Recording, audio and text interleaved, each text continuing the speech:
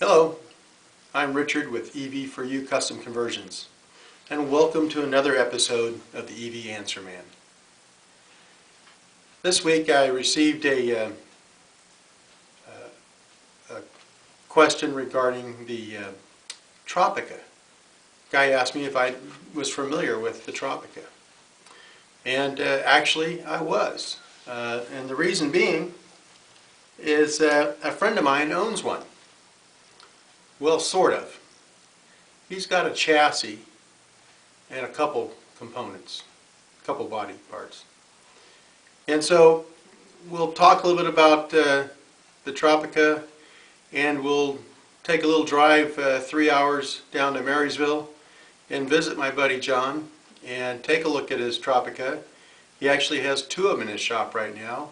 He's got one that's on loan from a guy in San Diego that is being used to take molds off of so that he can make the body. And so a little bit about the Tropica. It's kind of the brainchild of Bob Beaumont, who in the EV industry is one of the founding fathers. He's the founder of CityCar, which was manufactured by his company Sebring Vanguard, and at one time it was known as the sixth largest car maker in the U.S. In 3 years they sold approximately 2,200 of the city cars. And then in 1977 Sebring Vanguard went bankrupt, and another outfit kind of bought the design and built a similar model called the commuter car. The commuter car, they sold about 4,400.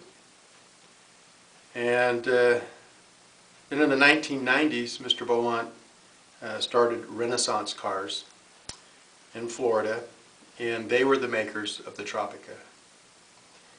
And less than 25 of the Tropicas were produced, and it was designed by a guy named Jim Muir, who was also the designer of this city car. And the only ones that were produced, the less than 25, were produced in 1995. In 1996, Renaissance Cars Inc. went into receivership, and its assets were auctioned off. The majority of the assets, along with the design and production rights to the Tropica, were sold to a group of Renaissance Cars investors who founded Zebra Motors. And they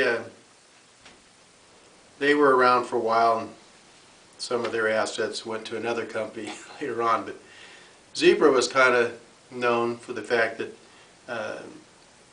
one of the investors was somewhat notable, and that was actor Don Johnson. And he actually featured one of the cars on the television show Nash Bridges, which was supposedly taking place in San Francisco. And at the opening of this video, it's a picture of that vehicle that was used. I don't know how many times it was shown on the TV show, but anyway, that was a picture of the one from the Nash Bridges show.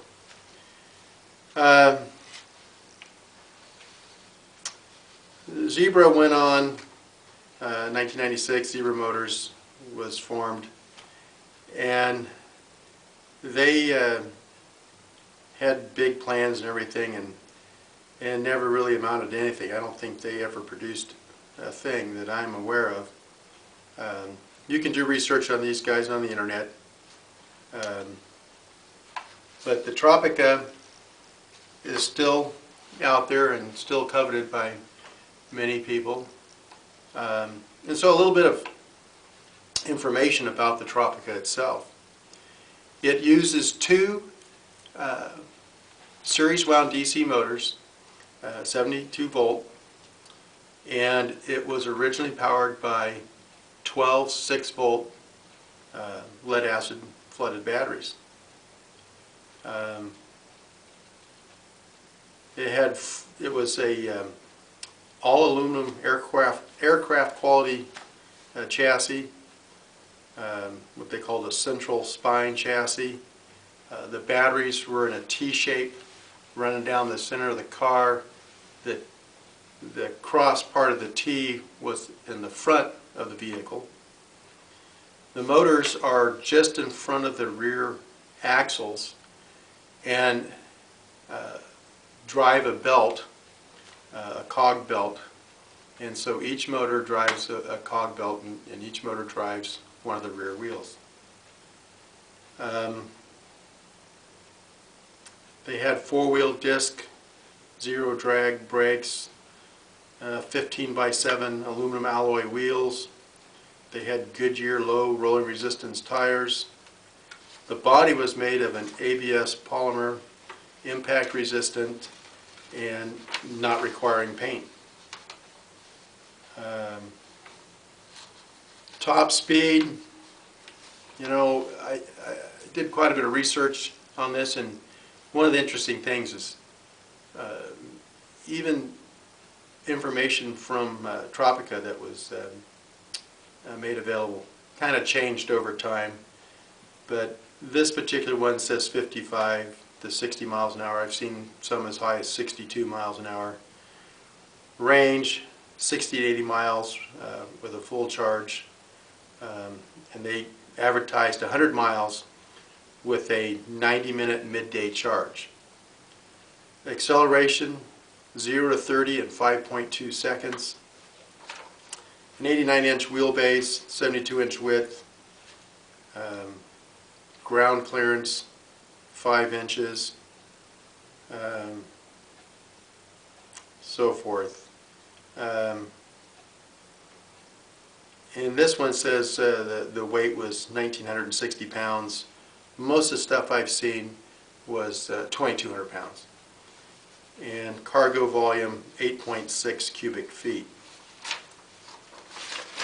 And this was actually specs produced by Tropica. Some other information.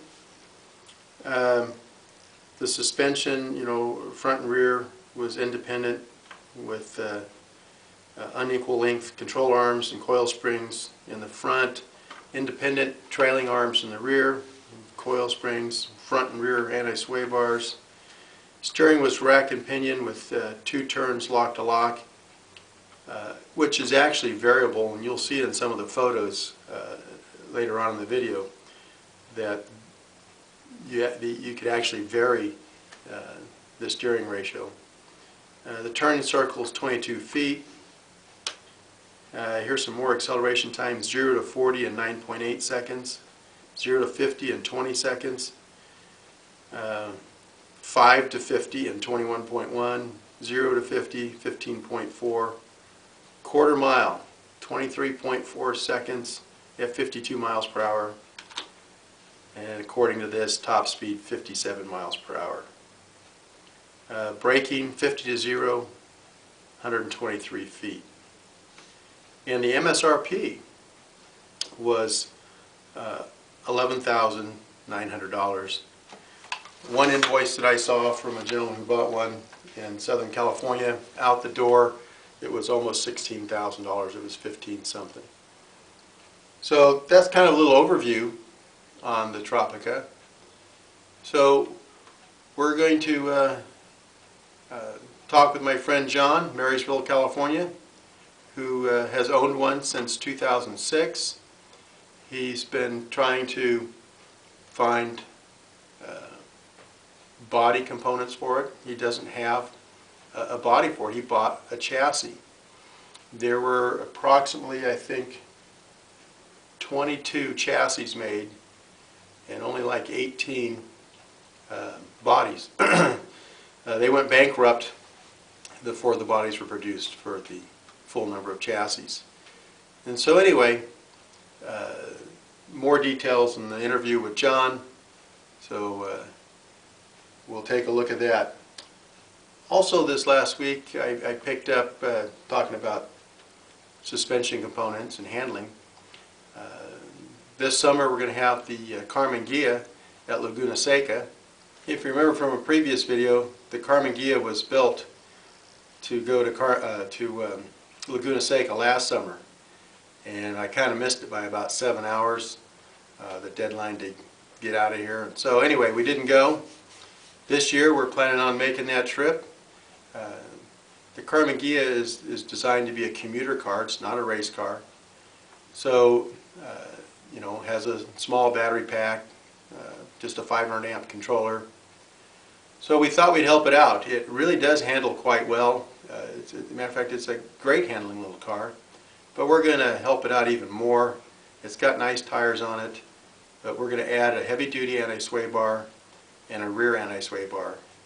The stock anti-sway bar looks like, I'm guessing maybe it's 3/8 of an inch or 5/16.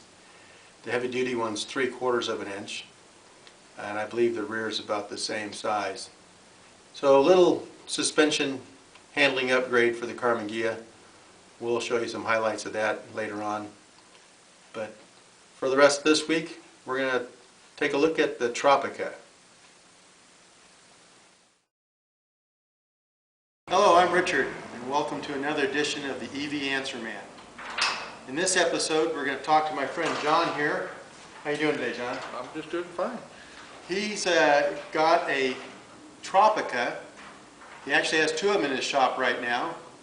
And so he's actually having molds made of this vehicle, and because his particular vehicle is incomplete. But anyway, I'm going to have John tell us a little bit about the Tropica and little history, where it comes from, who made it, and that kind of thing. And so while John's doing that, I'm going to take a little video of the vehicle itself. Okay, John? Okay, well, the Tropica was invented, designed, built in the mid-90s by Bob Beaumont, who was the inventor of the city car. Ran a company called Sebring Vanguard, who were the makers of the city car. They made, as I read this morning, about 4,400 of those early electric cars in the 80s. This was made in 1995. To the best of my knowledge, they made approximately 22 of these cars. It's all aluminum chassis, dual motor. One motor drives each rear wheel. The body was mainly ABS plastic, so it didn't need painting. It runs a 72-volt system with dual motor controls. This particular car that we're looking at was loaned to me by a fellow named Ken down in San Diego, who was extremely nice to loan it to us long enough to take some molds off of it so that we can make more body parts for any of the others that get wrecked, and for the couple of 3 chassis that were left over when Renaissance Cars went bankrupt. They didn't make it past their first round of financing because supposedly Big Oil or somebody got in the way and got their financing pulled. I don't necessarily believe in all of the conspiracy theories, but that's the story. Ken actually was involved at that point and probably could tell people more, but I haven't had a chance to actually meet with him. That's the amazing thing to me, is that he's willing to send a car the length of California to have the molds taken off of at basically in less than a handshake. It's been done on emails. Car has a top speed of 72 miles an hour. It's limited by the computers in the car because the motors are limited based upon the gear ratio. Cog belt for each rear wheel, and I do not remember the exact ratio, but it's such that the motor would overspin and probably explode if it got much above 72 miles an hour. I haven't had one on the road. This is the first time I've actually seen a full car, is when this one showed up, and we've been able to take various parts and pieces and get molds off of them, and hopefully we'll have enough molds to build the full build the full body for my chassis and at least 2 or 3 other chassis that I've heard about that were lost in the bankruptcy such that they didn't have bodies for them. So they had chassis produced, but not bodies at that point. As near as I can determine, they produced 22 chassis and 18 bodies. Okay. And we've been playing with this. I purchased my chassis along with 2 other folks purchased theirs as a package deal back in 2006, I believe it was. And I have been playing, trying to figure out how to build a body for it, and I had another person show up that had a car, contacted me out of the blue and said, his name is Hank, he said, hey, I've got some spare parts. When I bought my car, they said, take any of these parts you want, because they'd already closed the company. He took off with a pickup load full of parts. He lived in Southern California. He moved to New York. He moved back to Southern California because New York was too cold. Left the parts in New York at his daughter's place, and he said, you can have them if you'll pay the freight. So that's how I got the few parts that I had for my body, and now we're hoping to have molds to be able to make a complete body. Really good. Do you know where most of these cars are today? I know you've done a lot of research in regards to this I've vehicle. done a lot of research. I've probably pulled 300, 350 photos off the internet of various parts and pieces of the car. Some of which we're going to share with the audience. You'll send those to me, right? I'll send those to you. Not all 300, but if you... I can let you have all 3 of them. You can pick and choose. No, that's okay. Well, I'll let you I know that put one them of them down. was purchased and shipped over to Russia. Wow. So there is one in Russia, and I actually have quite a few photos that came from the fellow in Russia because he put it up on a rack and took photos of the underside, which I hadn't had before. So I got photos of the underside of the car that way. Other than that, there is a listing online. Peter, who runs a group for the city cars, since Bob Beaumont was the father of all 3, the city car, Communicar, and Tropica, Peter has kept a spreadsheet of serial numbers and cars. And he has most of the Tropicas listed, but I don't know that he has locations on all of them. This car right here that we're playing with, taking the molds off of, is serial number 16. Ken that loaned it to me also has serial number 2. And I believe that serial number 1 is still in the hands of Bob Beaumont's family. The one that I'm working on is serial number 102 because it's been differentiated from the original 18 bodies. Yeah, it's one of the 22. One of the 22 original Chassis. chassis, I believe, but one of the, ones that did not receive an original body. So that is all that you have is the seat pan, the front clip here. And I had the outside of the driver's door and the inside of the passenger door. Other than that, there were no body parts on this chassis at all. John's also installed a touch screen in the console on this one, which is pretty cool. He was showing that to me earlier. John does all sorts of control systems for industrial applications, so this is nothing new to him, piece of cake. Because he didn't have body parts, he started doing some molding work, not molding work actually, sculpting work on the back end of this, and just a lot of work in my perception, but he said it wasn't that bad. But a lot goes into something like this when you don't have much to start with other than a chassis. Trying to work off of photos and come up as close as possible to the original look of the car. I was willing to be satisfied with the look and feel of a 95 Tropica. As it turns out, the composite molding shop that I went to see if they would be willing to do the fiberglass after I made the molds or made the sculpting, came up with the idea of borrowing the car to make the molds off of it. And that's when I posted online, and Ken was generous enough to say, I've got one and I'll let you borrow it.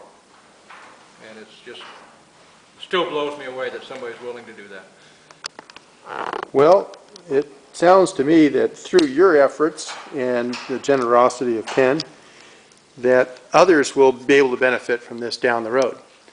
Well, as I understand, there are a couple of other chassis that will be getting body parts, and I've already had one person tell me he's looking for a right rocker panel, and I know we have that mold already taken off of Ken's car.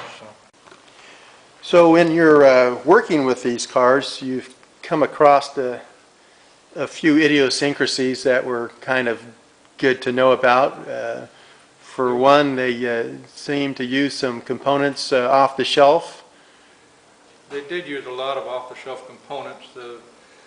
Most of the lights on the car are General Motors.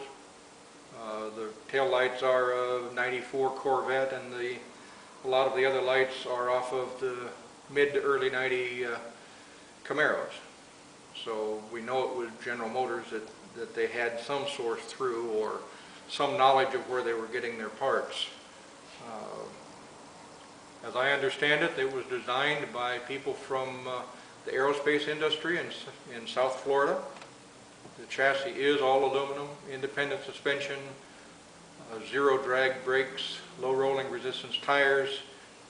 They seem to fall down on the battery method of removal, as far as to my knowledge or my thoughts. Yeah, originally the battery was removed out the front of the vehicle and required quite a few components to be removed.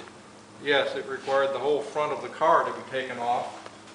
The front bumper, the front hood, the whole steering arrangement, the whole front frame, and then the batteries were in a T-shape and came out through the front.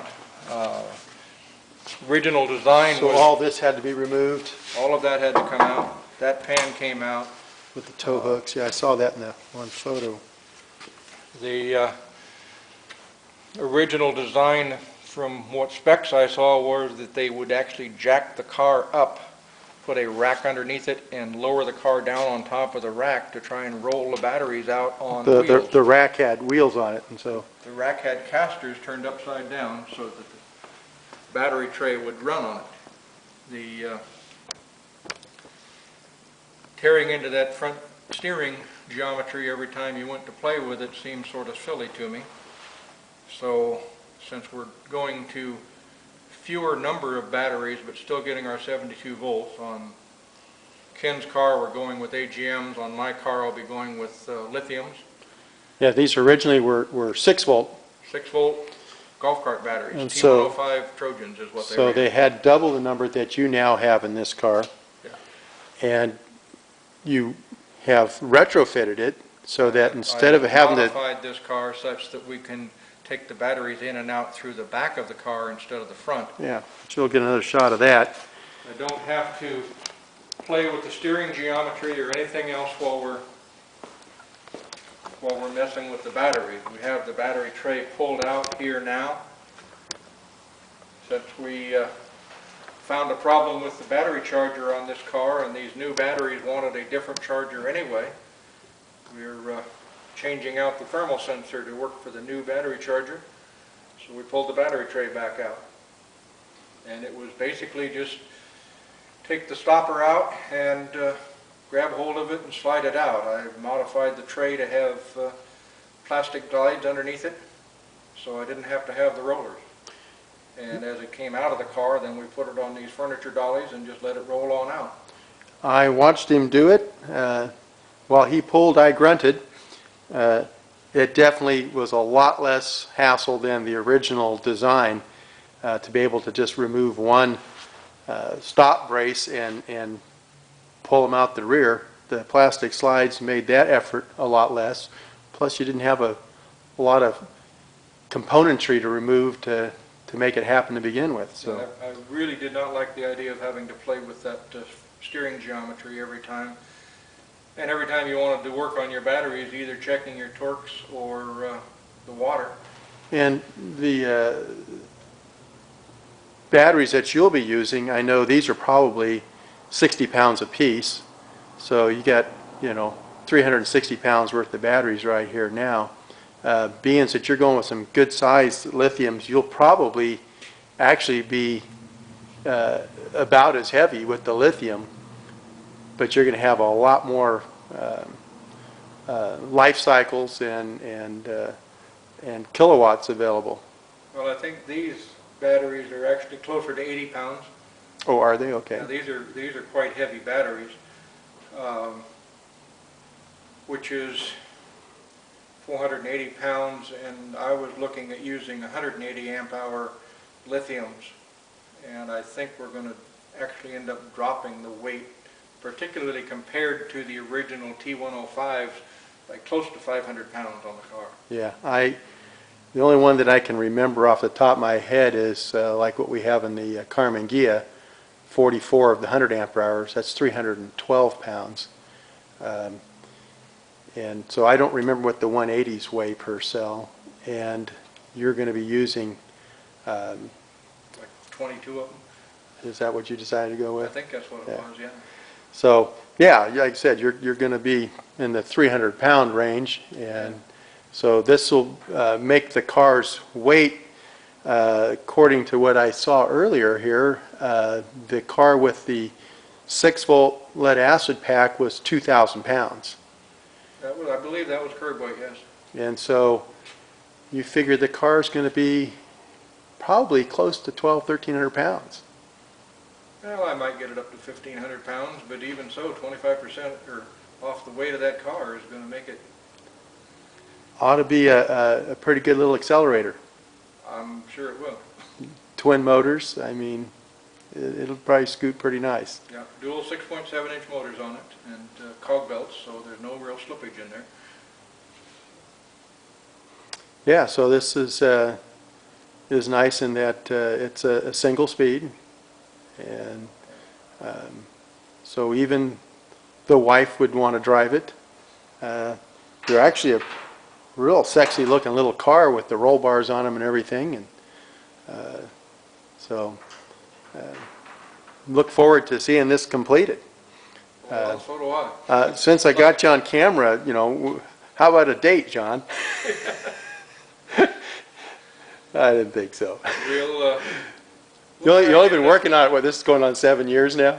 Yeah, starting in '06 is when I actually got the chassis, but we'll probably have it up to the Well- Chico Auto Association meeting one of these days when it's done, and we'll run around town a bit. You had a real tough start when you have only a chassis and nothing but photos to